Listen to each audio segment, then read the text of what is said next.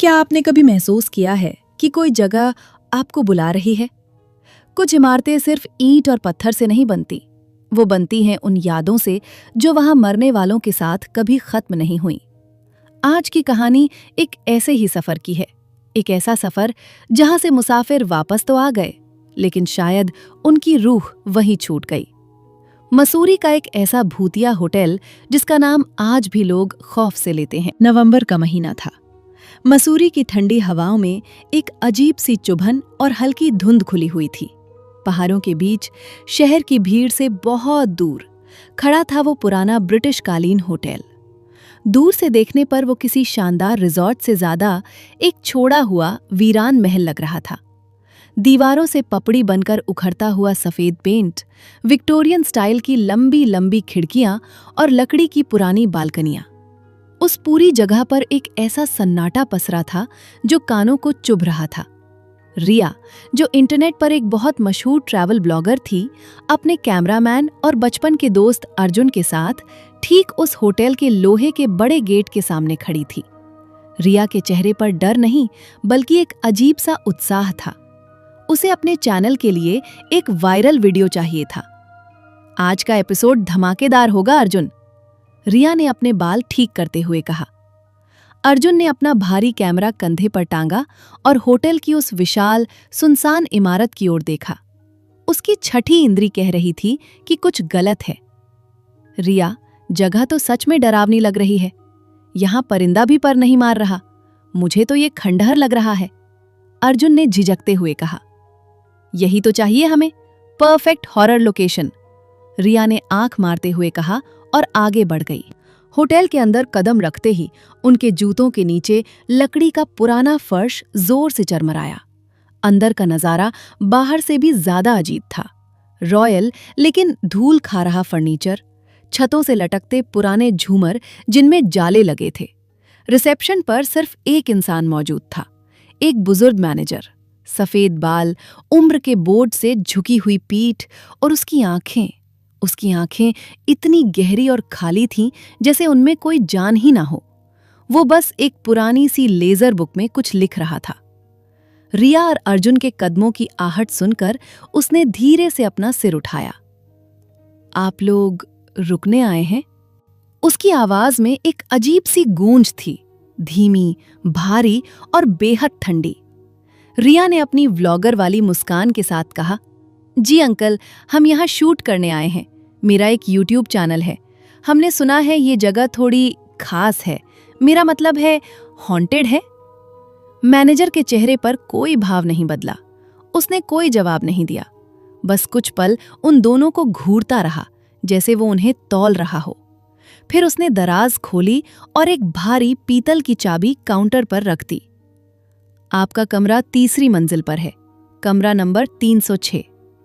रिया चाबी उठाने ही वाली थी कि मैनेजर का झुर्रियों भरा हाथ चाबी के ऊपर आ गया। उसने रिया की आंखों में देखा और बिल्कुल फुसफुसाते हुए कहा, एक बात याद रखिए, रात के 12 बजे के बाद अपने कमरे से बाहर मत निकलना, चाहे कुछ भी हो जाए। रिया और अर्जुन ने एक दूसरे की तरफ देखा। रिया को लगा ये कोई मजाक है। वो हल्के से हंस पड़ी। क्यों अंकल, भूत घूमते हैं क्या कॉरिडोर में? उसने मजाक उड़ाते हुए पूछा। मैनेजर के चेहरे की लकीरें सख्त हो गईं। मैंने जो कहा बस याद रखिए, उसने अपनी नजरें वापस किताब पर गड़ाते हुए कहा। दोनों अपना सामान लेकर सीढ़ियां चढ़ने लगे।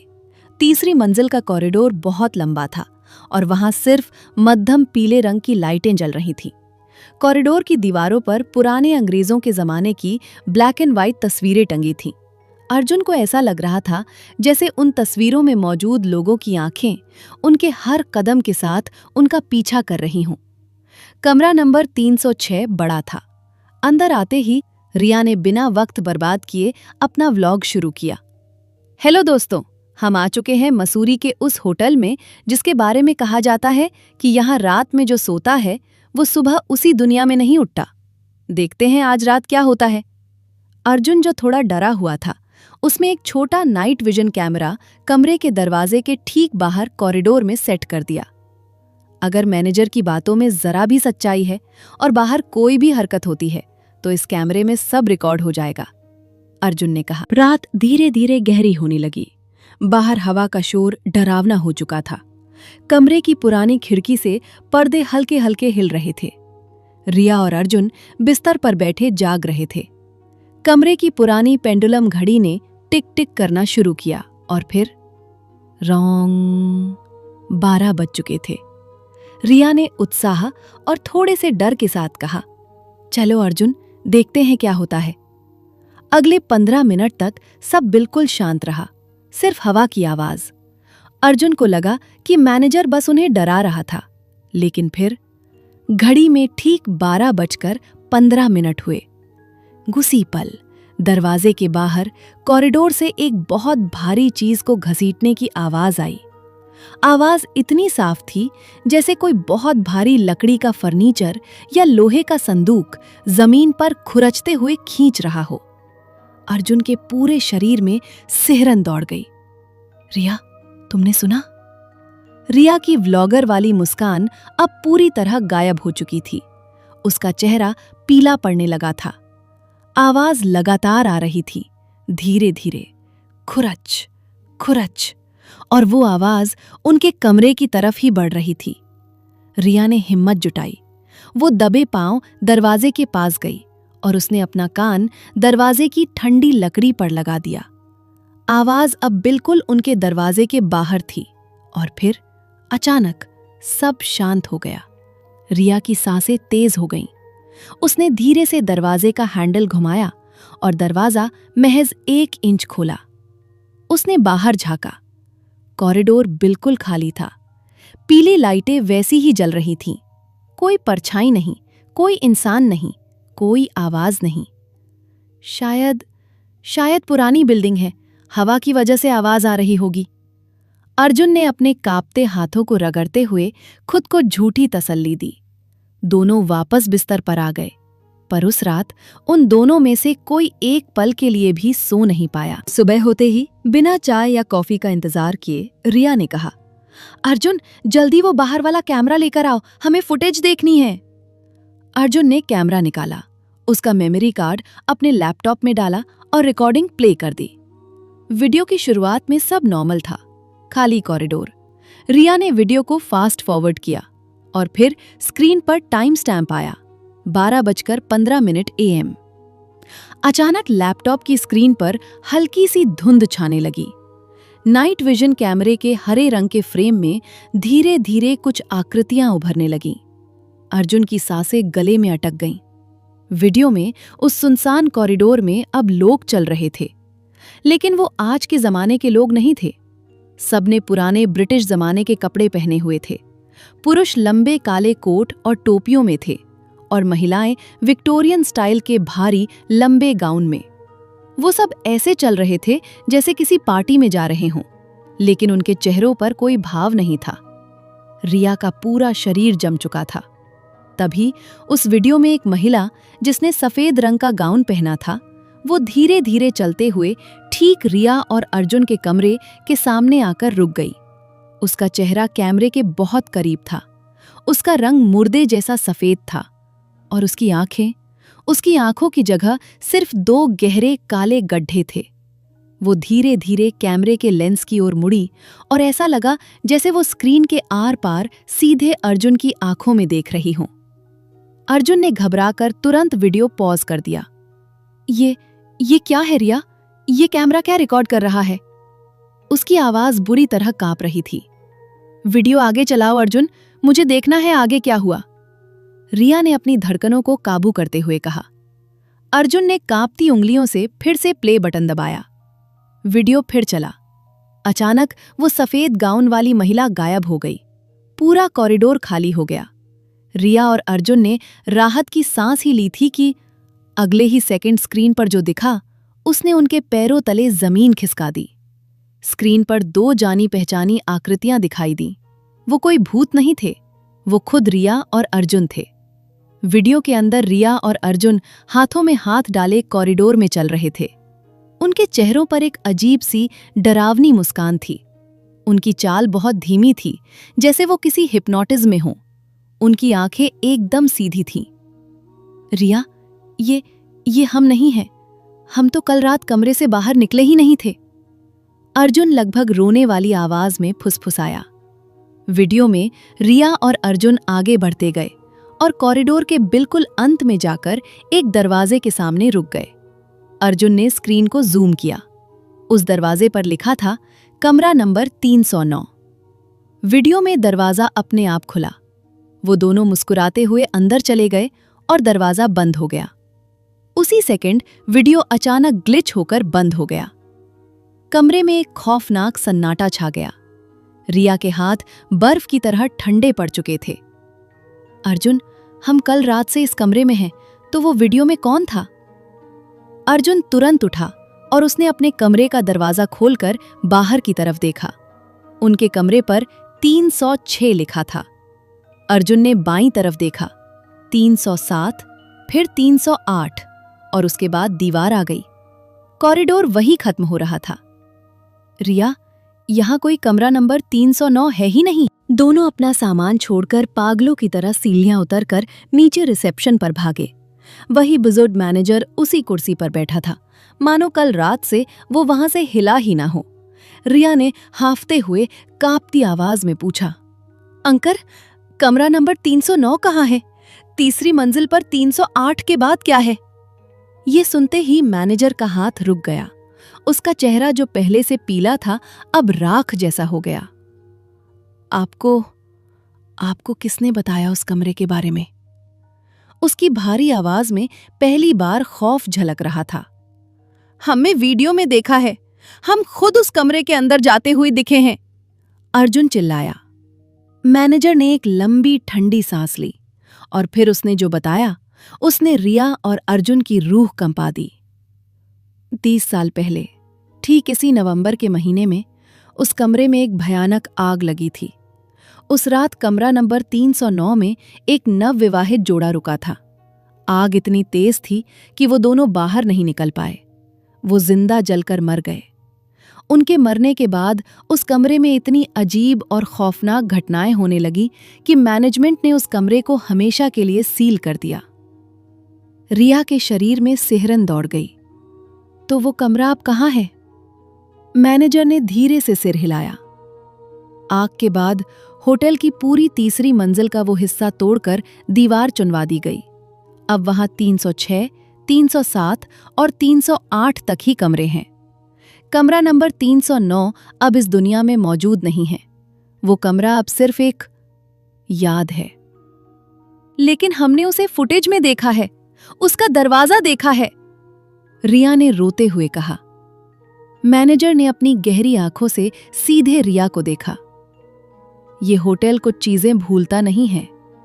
हर रात 12:15 पर वो हादसा दोहराया जाता है, जैसे समय वहीं अटक गया हो। जो भी रात 12 बजे के बाद दरवाजा खोलता है, ये होटल उसे उस याद में खींच लेता है। बिना एक पल बर्बाद किए रिया और अर्जुन अपना सामान लेने वापस ऊपर भागे। उन्हें बस किसी तरह अपना लैपटॉप और कैमरा लेकर वहां से भागना था। कॉरिडोर पहले जैसा ही सुनसान था। रिया ने भागकर अपने कमरे का दरवाजा खोला। जैसे ही दोनों अंदर घुसे, पीछे से हवा का एक बेहद तेज और बर्फीला झोंका आया। अर्जुन ने तुरंत पीछे मुड़कर दरवाजा खोलने की कोशिश की, लेकिन वो लॉक हो चुका था। तभी अर्जुन की नजर दरवाजे पर पीछे की तरफ लगे पीतल के नंबर प्लेट पर गई। वो नंबर धीरे धीरे पिघल रहा था, हिल रहा था। अर्जुन की सांस रुक गई। उसने रिया का हाथ जोर से पकड़ा। रिया ने मुड़कर देखा। दरवाजे पर अब 306 नहीं लिखा था, वहां लिखा था 309। रिया पीछे हटने लगी। ये कैसे हो सकता है? बाहर दिन निकल चुका है। अचानक कमरे की लाइट बुरी तरह झपकने लगी। घड़ी के पेंडुलम ने आवाज की। घड़ी में 12:15 बज रहे थे, लेकिन अभी तो दोपहर के 10 बजे थे। तभी दरवाजे के नीचे की दरार से काला गाढ़ा धुआं अंदर आने लगा। पूरे कमरे में जलते हुए गोश्त और प्लास्टिक की भयानक बदबू फैल गई। कमरे की खूबसूरत दीवारें उनके देखते ही देखते काली पड़ने लगीं। वॉलपेपर जलकर गिरने लगा। अर्जुन दरवाजे को जोर जोर से पीटने लगा। बचाओ, कोई बाहर निकालो! लेकिन तभी उस धुएं के बीच से कमरे के कोने में एक परछाई उभरी। वही सफेद गाउन वाली महिला। उसकी खाली आंखों से खून और कालिक बह रही थी और उसके ठीक पीछे एक आदमी खड़ा था, या यूं कहें कि आदमी का ढांचा। उसका पूरा शरीर बुरी तरह जलकर कोयला हो चुका था। उसकी चमड़ी पिघलकर लटक रही थी। वो दोनों रिया और अर्जुन की तरफ देख रहे थे और उनके जले हुए चेहरों पर एक खौफनाक मुस्कान थी। सफेद गाउन वाली महिला ने अपने सड़े हुए होंठ खोले और एक ऐसी आवाज में कहा जो सीधे रिया के दिमाग में गूंजी, हम अकेले नहीं रहना चाहते, हमारे साथ रुक जाओ। रिया अपनी पूरी ताकत से चीख पड़ी और अगले ही पल सब कुछ शांत हो गया। लाइटें नॉर्मल हो गईं, धुआं गायब हो गया, कमरा बिल्कुल साफ और पहले जैसा था। अर्जुन ने कांपते हाथों से दरवाजे का हैंडल घुमाया। दरवाजा तुरंत खुल गया। बाहर दरवाजे पर वापस 306 लिखा था। बिना अपना कैमरा या लैपटॉप लिए दोनों वहां से पागलों की तरह भागे। वो सीढ़ियां फांदते हुए नीचे रिसेप्शन पर पहुंचे, लेकिन वहां कोई नहीं था। बुजुर्ग मैनेजर गायब था। रिया की नजर रिसेप्शन के काउंटर पर गई, जहां कुछ देर पहले वो मैनेजर बैठा किताब लिख रहा था। उस काउंटर पर इंचों मोटी धूल जमी थी। वो रजिस्टर भी वहां नहीं था। ऐसा लग रहा था जैसे सालों से वहां कोई बैठा ही ना हो। रिया और अर्जुन समझ गए कि वो मैनेजर भी इंसान नहीं था। दोनों ने बिना पीछे मुड़े होटल के बाहर दौड़ लगा दी। वो मेन गेट से बाहर निकले और सड़क पर आकर ही रुके, हाँफते हुए, पसीने से लथपथ। उन्होंने राहत की सांस ली और एक बार पीछे पलटकर उस मनहूस होटल की तरफ देखा। होटल की तीसरी मंजिल की एक खिड़की पर उनकी नजर गई।